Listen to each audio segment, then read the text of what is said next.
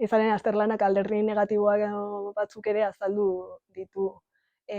Esaterako, estereotipo sexistak eremu askotan oraindik dirau dute gazteen artean.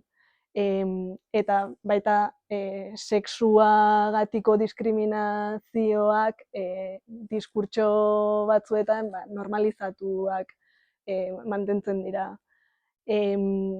Beste kontu ardura edo eragiten duen beste kontu bada, sexuaren inguruko informazio eza konpentsatzeko edo, beraien informazio iturri nagusiak interneta eta pornografia direla.